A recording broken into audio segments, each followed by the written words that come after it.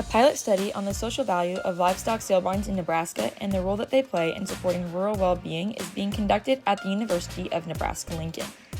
Today, we are looking forward to hearing about how sale barns help strengthen community ties, support personal well-being, build trust, and share knowledge across generations. We will also explore what these research findings mean for producers, educators, and rural communities who are working to sustain these important local gathering places. Today, we are joined by Bethany Johnston, who is a livestock systems educator with Nebraska Extension. She helped with this report on the social value of Nebraska's livestock sale barns. We will also be joined by Randy Sainer, who is an extension educator and program leader in livestock systems, and also assisted with this report. The study was led by Marilyn Schlake and Cheryl Burkhart-Kriesel in the Department of Agricultural Economics at the University of Nebraska-Lincoln. From the Center for Agricultural Profitability at the University of Nebraska-Lincoln, this is Nebraska Farmcast. I'm Morgan Boniface. Find our farm and ranch management tools and resources on our website at cap.unl.edu.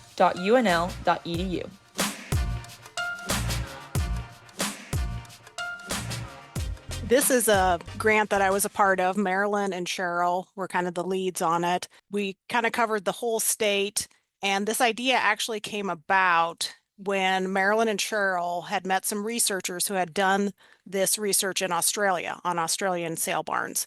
And they wondered, would the United States sale barns have the same impacts and would we be similar? So they did this pilot project. And so it was a smaller project that included just a handful of barns in Nebraska.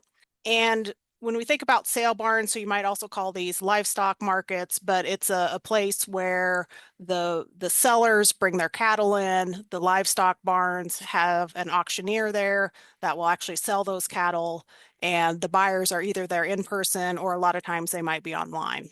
And so that's what we're talking about when we talk about sale barns.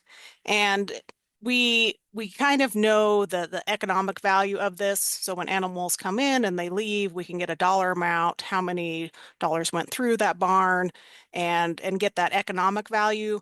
But this study was more on the social impacts and the social values that sale barns actually have. And again, Cheryl and Marilyn were interested in, do Nebraska sale barns have the same social values, across the ocean as Australia had?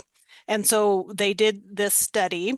And in this study, we had 4 livestock barns, and we tried to get ones that represented different areas of the state. So Bassett was in north central Nebraska in the Sandhills, North Platte, and Randy Sainer was along the interstate. Ogallala was a little bit farther west, and then Palmyra was actually in an urban area and a little bit different than the other 3 that we toured. But you can see we just set up a table in the sale barns, worked with the owners, and recruited volunteers to fill out paper and pencil surveys about their thoughts and the social impact that these sale barns had. And we had 145 people that actually did that. And then while part of the research team was in the lobby kind of recruiting, getting these surveys, some of us were actually in the ring observing and these social behaviors, whether they're positive or negative. So we had research going on in there as well. And then they narrowed this down and did some phone interviews, more in-depth phone interviews with 16 individuals there. So these were kind of the core concepts that came out of the research, and we're going to talk through these today. So I'm going to talk about the culture a little bit, and when we think about culture, it's kind of who we are and how we do things around here. And so when we think about the culture of a sale barn or that community, that has a big impact on a lot of these communities. And when these participants were surveyed, over half of them said their main reason for attending was for socializing and gaining new friendships or building that network. And to me, that seems kind of interesting that you go there to either buy or sell, but over half of them said we just go because it's a good place to catch up. And so, those were some of the things that we were looking for in this study. And another part that came up is the the next generation and getting those next generations going. And a lot of times at these sale barns, you're going to have the multi-generations of families there at the sale barn. But you could see this whether you were in the ring or in the cafe, but it felt like it was at home. We got that comment that, it felt like we were at home and that we were a part of that culture. And so if you're somebody new coming in to the area, this was also a place where you could meet new people and kind of assimilate to that culture as well. And the other kind of concept that came out of this was just the personal well-being. And so when we think about ag is a very high stress industry, and farmers and ranchers are under a lot of stress. And so sale barns became these places for support, whether it was mental health or an outlet to find a place to cope, or just offering support to one another. When we think about the personal well-being, this is probably my favorite quote out of the project that we did. And if you're not a lady and you haven't been to a beauty salon, when you go to the beauty salon and you come out, you just feel better, right? And so this quote from one of the participants said, it's kind of like a beauty salon of the cowboy world, right? Like you go in, you leave, you just feel better, maybe caught up on some news and seeing how everybody's doing. And so they have this very strong sense of community, appreciation and support that's all going on. And we could see this out in the lobby, we could see this in the crowd just as people interacted with each other. And I think it was important that there's camaraderie and that support. It was also a place to share news and offer condolences, or, just shaking hands, giving a pat on the back when something happened. But when we think about mental health, two of the major impacts on mental health that can really have people start to spiral down is if they're in isolation and they're under high stress. So this was a place where they could go and not feel alone because there's other people that had the same problems that they did, and also a place to relieve that stress. And so you could talk with others, you could commiserate with others if they were having the same problems you were. But the biggest thing I see at these sale barns is just the laughter that really helps them relieve a lot of that stress. We will now hear from Randy on how knowledge and trust can play a role for both the livestock seller and the sale barn's success. So when we look at the knowledge and trust, social behaviors bring value to the businesses. So a lot of times, they'll share knowledge. So you'll talk, the local sale barn manager or one of the buyers may say, this is a really good time to bring your cattle in. This is a good time to sell. Your cattle fit this group of cattle really well. And so we get that buyer-seller relationship. Also, the people that are buying your calves, people develop reputations, and a lot of times they'll call people or they'll see somebody and say, you bought my calves last year. But anyway, they develop those relationships, and those relationships can really benefit people too as to how they market their animals. So that the owners and the auctioneers both, they'll compliment, well, this is a really nice set of calves, really did a good job today this year. And all that kind of bolsters the knowledge and trust. And you can tell when good cattle come in, they'll really compliment how good the cattle, and it really builds pride in the owner. And kind of other people learn from that. Well, these cattle look pretty good. Maybe I need to look at doing something a little different to make my cattle look more like them. And Randy, we talked about just the fact that the buyers and the owners of the sale barn, sometimes the buyers are traveling, past their local sale barn to go to another one. And so building that trust and is very important too. Yeah, sometimes I'll go to a different one just because they trust that person better. And that's part of the whole thing. What we found is additional reasons why individuals attend the livestock auctions. One was gaining new industry information. And so sometimes something new will come out and they'll talk about it at the sale barn. Some of them just conduct market research. Well, what are the cattle bringing right now? Do I want to bring mine in or do I want to wait? And then they really support local businesses. We see about a double increase in the amount spent in our ag stores when we have a sale. They said they would see about a double increase. So, that's really, I think, important for local. And then some of them seek business opportunities like hiring, looking for, sometimes people will have like gates that they're selling at the sale barn. There's a lot of different things that they can use for that. So you can see the biggest one was though, to conduct market research. Yeah. And I think people go to see what's selling and what's doing well, and then also what's being docked. And so Yes. do you want to change how maybe you're breeding or go to a different color, use different herd sires? So that's all in there too. But yeah, and then Mhm. supporting the local business was also very important. Relationships with the owner and the auctioneer, I think, is really important.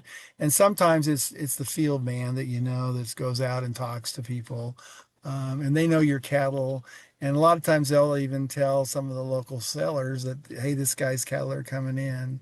And so it builds trust. And then also they'll say, hey, maybe you need to get these calves a little bigger, or hey, maybe these calves are plenty big. We better get them in before they get bigger because they might bring not as good a price. So there's a lot of those kind of things going on. Yeah. And I think kind of the take home message I got from this one is it's the people that matter and then how those people make you feel. Yes. And building that Yes. trust and knowing about the operation and really caring. And sometimes we saw that at the sales, they knew they should bring a higher price. And so the auctioneer would say, okay, guys, these are a better set of calves than this, Yes. let's get a better price for them. And so that was something that we were able to measure in this study as well. And then the last one is kind of the business decision making and how that impacted them, and then the spillover into that local economy. And one thing they did on this survey is they did notice that there was a loss of businesses when the sale barn closed down. So we're going to talk a little bit about Yeah. the Yeah. the support of the local economy too. And we saw that, in North Platte. That's one reason we used North Platte, because they had been closed down for a while. And boy, the people were real positive to have it back. Said it makes a big difference in our community. So just 1 in 4, again, they were looking for that new industry information, kind of keeping up with the trends, and that market research came up as well. So kind of Mhm. going in, maybe we're not buying, maybe we're not selling, but we're just seeing what the market does. And then again, supporting those local businesses because they had seen, like Randy said, when the local sale barn closed down, people weren't there to buy groceries, weren't there to purchase supplies. And so, like Randy said, in North Platte, their business almost doubles. And when I was in Bassett, I stopped at the grocery store and they're like, we always add extra staff. That's the day they make donuts just to support the people that are coming in there because they have such a huge increase in budget at that time. And then what I thought was interesting is a lot of them, there wasn't very many, only 5% that were looking for work. But, there's also business opportunities out there that they were able to find at 20%. And 18% said they attended for business opportunities. And then over half said I actually gained business opportunities by coming. And so, some examples were if they did repair work, they were, asked to do projects while they were there at the barn as well. And then Randy, another thing that we did in the surveys were the online livestock auction sales, the resiliency on the farm and ranch, and then the respect for others. Right, because a lot of these sale barns have actually online sales, as well as there's other online livestock sales, but a lot of the auction barns are doing some of that too. And so we ask them, why would you participate in online auctions? And, some of it is they can't be there, so they can at least watch the cattle sale. Some of it's enjoyment, time and convenience. Like I said, they don't have to be at the sale. They can watch it from their desk or watch it at home when they're going eating lunch. Marketing and pricing. Sometimes the online adds more customers, so you might get a higher price. And then some of the reasons why people don't use online is they don't have good internet access, which makes really a lot of sense in the rural areas. Some lack knowledge in it. Some of them don't have time for that. And, a large amount of them said they'd rather be there in person. Because again, that social value that you have being at the barn versus watching it on the internet. Yeah. And then 11 said other. So, Yep. So there was some people used both of them, but I thought right. it was interesting just the reasons why people did the online auctions or why they said, I'd rather be there at the local sale barn. And I think part of that's just social value. the value of being with other people. Yep. And Randy, you talked about this, you mentioned this a little Okay. bit before, Okay.